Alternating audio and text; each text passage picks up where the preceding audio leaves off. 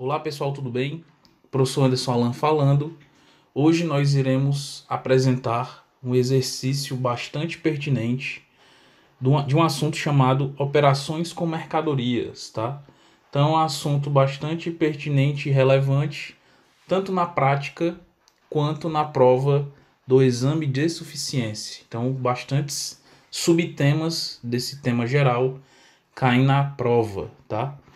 Então, vou usar uma empresa fictícia e, primeiramente, nós temos duas observações, tá? Para todo mundo acompanhar. A primeira é que essa empresa ela é optante pelo lucro real.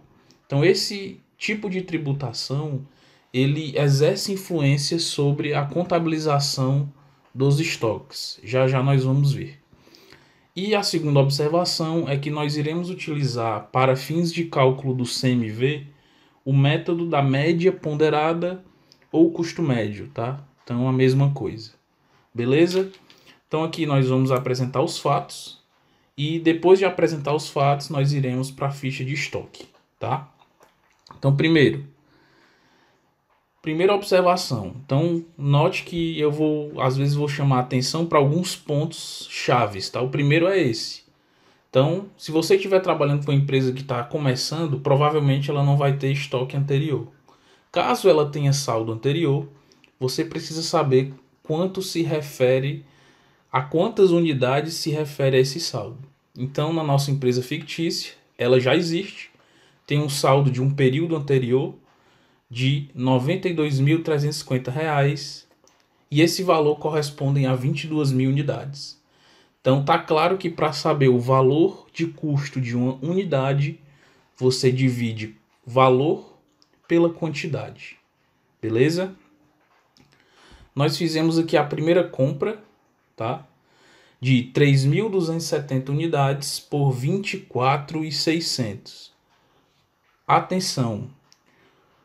Conceito de custo de aquisição. Então, todo aquele esforço que a empresa faz para colocar a mercadoria à disposição de venda, estar disposta para a revenda, no caso, né, que é mercadoria, esse gasto irá compor o custo de aquisição, exceto tributos recuperáveis.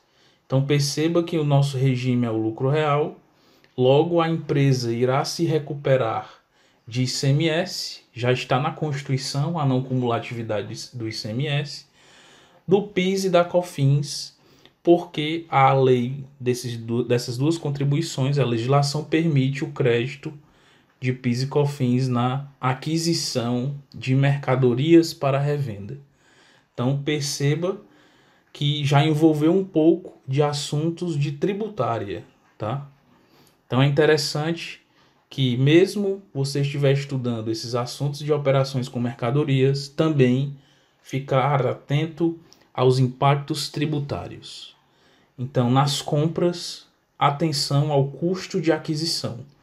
Porque se você calcular um custo a menor ou a maior, esse valor vai influenciar no CMV, que consequentemente irá influenciar no resultado líquido do período, certo? Então atenção.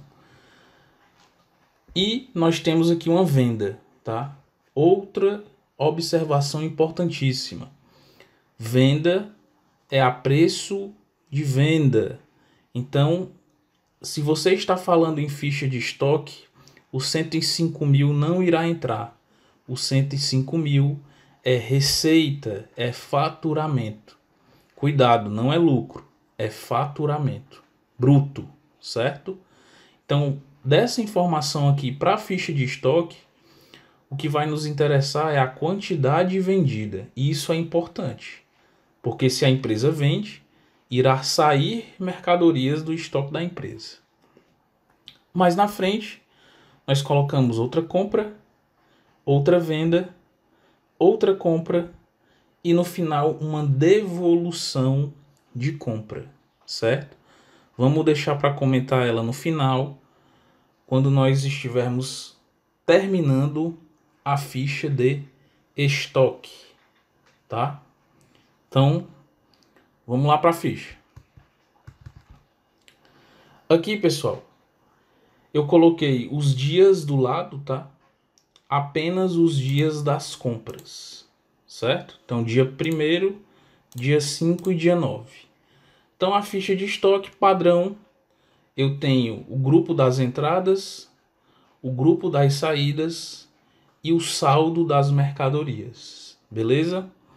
Então, repito, se a empresa tem saldo de um período para o outro, professor, é ano, trimestre, mês, depende de quando a empresa está controlando seu estoque. É óbvio que na prática as empresas têm sistemas gerenciais, o próprio SPED tem o seu inventário, então as empresas têm esse controle minucioso, ou deveriam ter, do seu inventário, tá?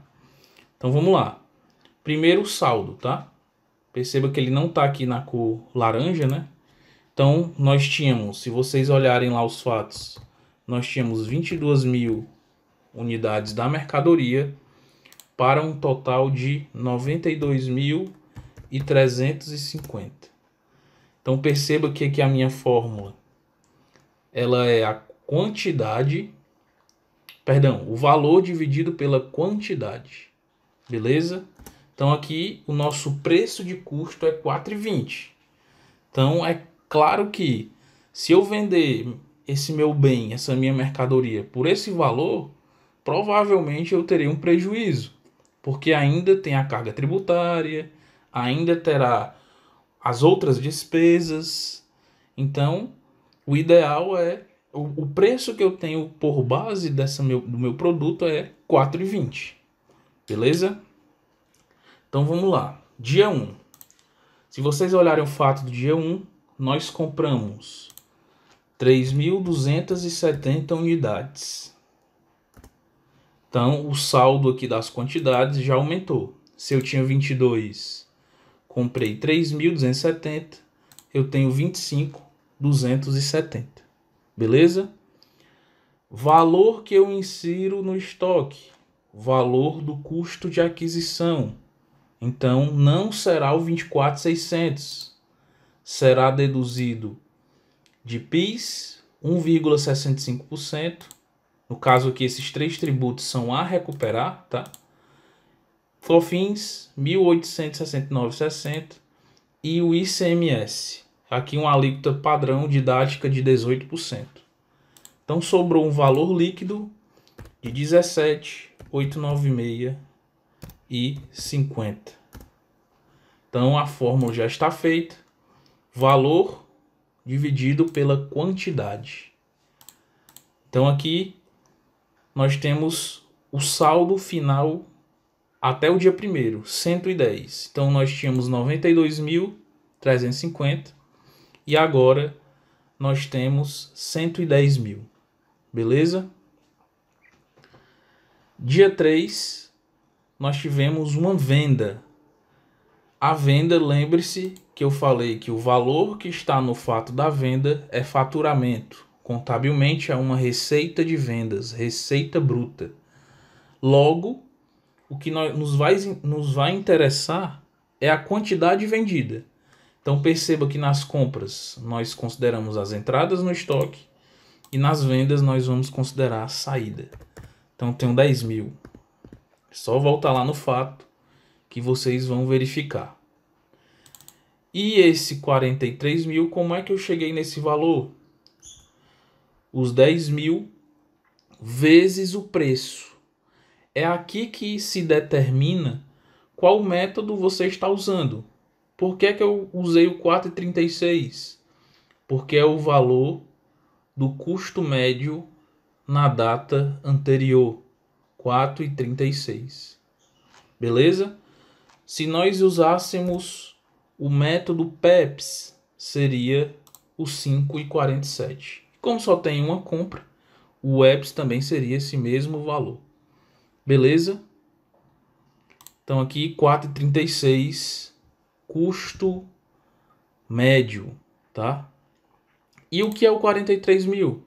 CMV, custo da mercadoria vendida.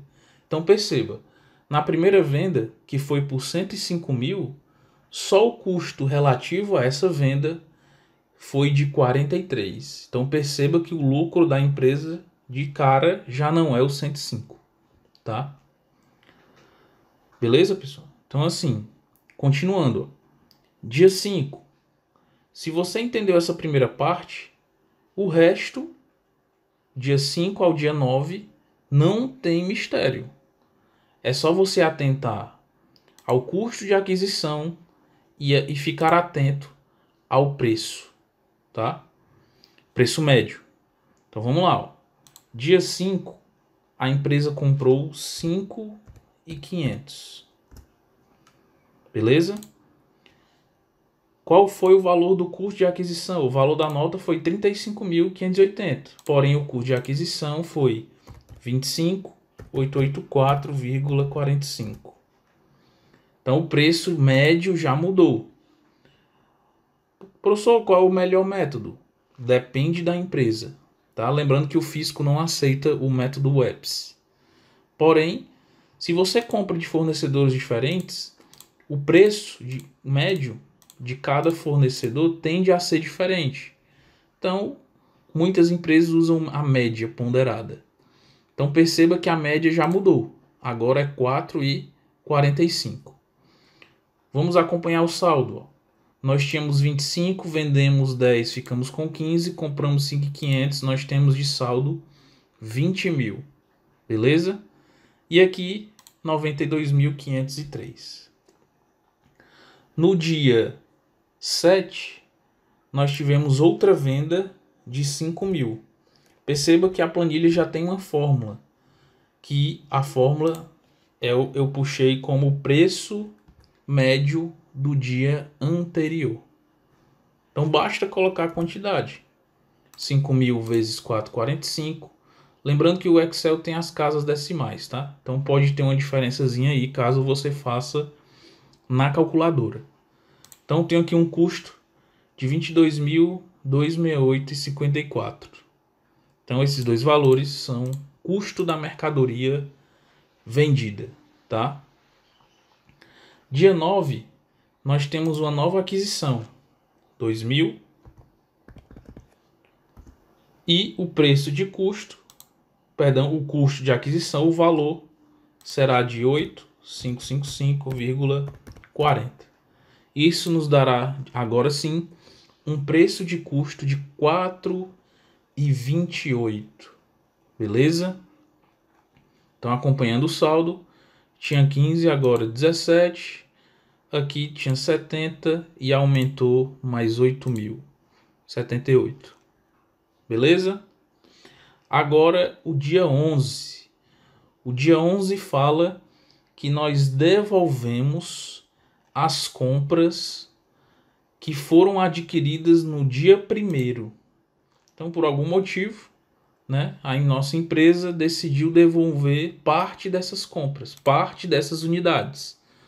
Tá? Então, não foi negociado um abatimento, que é diferente de devolução, tá? E nossa empresa optou por devolver. Então, o raciocínio inicial é o seguinte: se nós vamos devolver compras feitas no dia 1º, o preço de custo dessa compra ele vem para o dia da devolução. Você pode estar se perguntando, professor, o senhor está mexendo nas entradas. Só que a devolução vai sair, né? Nós não vamos devolver uma compra. Se compra é entrada, devolução é saída. Para fins de documento fiscal, sim. Porém, para fins de ficha de estoque, as devoluções são consideradas estornos, tá? Estornos. Ora, se eu vou estornar ou cancelar 270 unidades, ela entrará na minha ficha de estoque com o valor negativo. Então, devolução de compra é um estorno da compra. Logo, é uma entrada negativa.